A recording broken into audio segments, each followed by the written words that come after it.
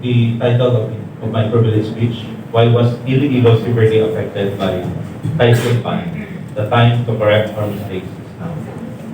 With 18 to 20 typhoons making landfall and wreaking havoc in the country every year, would you think we would have mastered the drill by now? Foresight born of repeated experience would have guided preparation on the ground and enabled us to survive its onslaught with the least number of casualties and damaged crops recovered.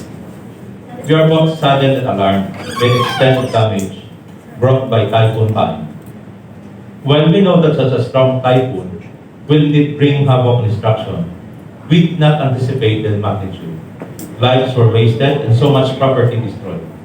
According to the data provided by the Iloilo Provincial Disaster Risk Reduction and Management Office, as per damage report due to flooding brought by Typhoon PAENG as of November 2, 2022, damaged houses, totally 71, partially 515, total is 586.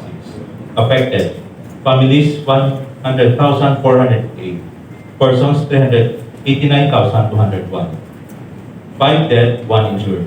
Evacuated, 5,185 families, 19,065 persons. Damage on infrastructures, 125 million pesos. As of November 8, 2022, the Department of Education Region 6, Western Visayas said 612 classrooms across the region were damaged by severe tropical storm PAENG, of which 60 were totally damaged, 102 incurred major damage, and 450 sustained minor damage as per rapid assessment conducted by the Disaster Risk Reduction and Management Cluster Office of the Department of Education.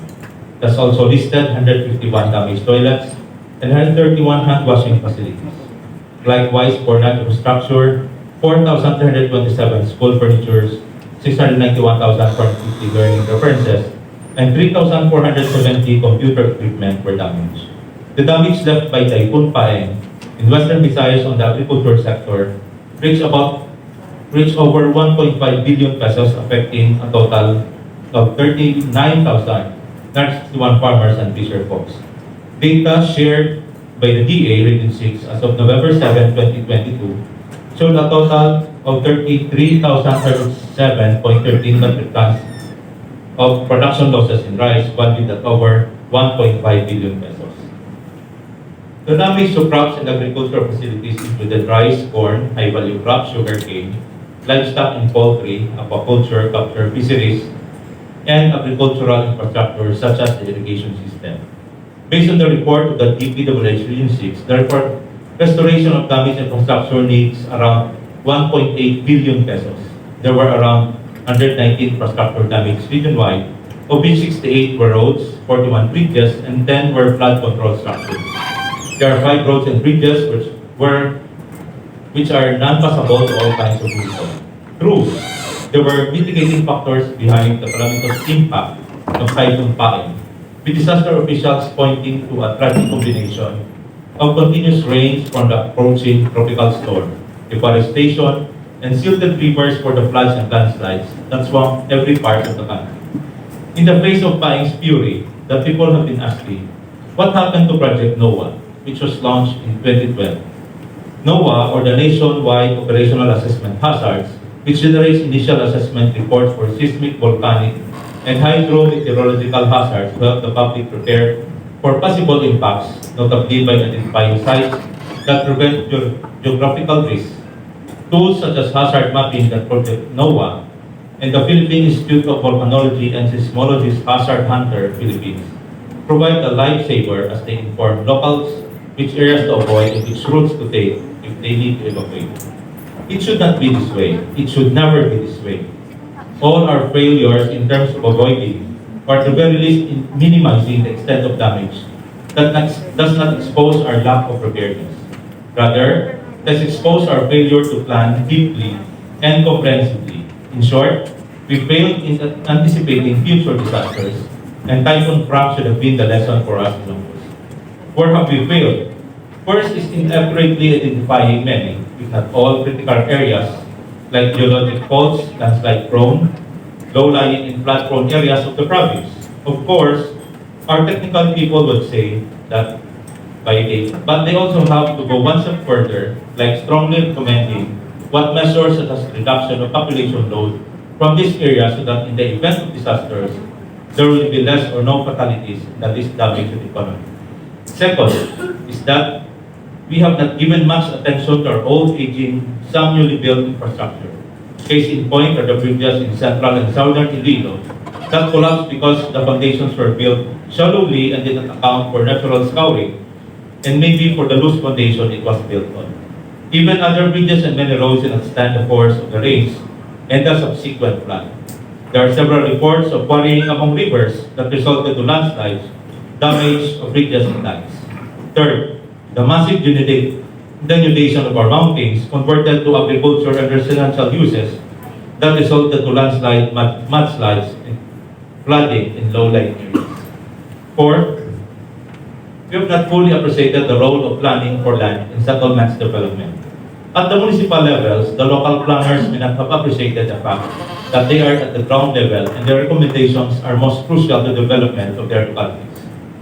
Where there is potential for disasters, their role is for strongly recommending where development should go, and if areas need to have limited growth, their position should be clear that loss of life and property is somehow contained, if not fully avoided. What is most appalling is the number of families affected, with so many of them losing relatives and property. They did not expect to be inundated because it was either their utter neglect to heed the warnings or that they were never warned that their communities were flood prone or in many cases landslide prone. This all redound to the basic failure of government, specifically on the planning aspect. We approve the land use plans once submitted to us, right? But we have to realize that ours is simply ministerial and we rely on the technical expertise of the PPDO to fully scrutinize these plans and recommend their approval. This recent calamity should serve as a wake-up call for us to be strict on our ministerial duty, meaning that prior to our ministerial approval, we should make it clear to the officials evaluating the municipal CLUP in the various aspects, more importantly, in their hazard potentials. On top of evaluating these risk potentials and recommending courses of actions in cases of calamities, the local government should be able to map out contingency plans that are more practical, quick reaction, and most importantly, efficient so that we reduce damage to property in a needless loss of lives and at the least cost of government. Many things have to be done immediately because disasters and calamities may strike again soon and unexpectedly. We cannot afford to be complacent since we are supposedly the leaders that people expect us to lead and always get them out of their problems disaster-wise. Some of the practical solutions in sample representation would like to share in order not to repeat what had happened during the onset of PAENG may be summarized as follows. The Mines and Geosciences Bureau have submitted to all LGUs the areas prone to disaster, but with the extent of damage happening now, I think they have to review, reevaluate, and update those maps. And the MLGUs will make plans even more before disaster strikes. The MLGUs must be prepared to make their territorial jurisdiction disaster resilient. Number two, with the growth of population, zoning and land use at the local level should be revisited to avoid placing families in areas prone to disaster. This is where CLUPs must be revisited and updated, which could result in the transferring of residential houses to safer areas. Number three, extensive information and education be done at barangay level, especially with regard to land use, zoning, and disaster preparedness.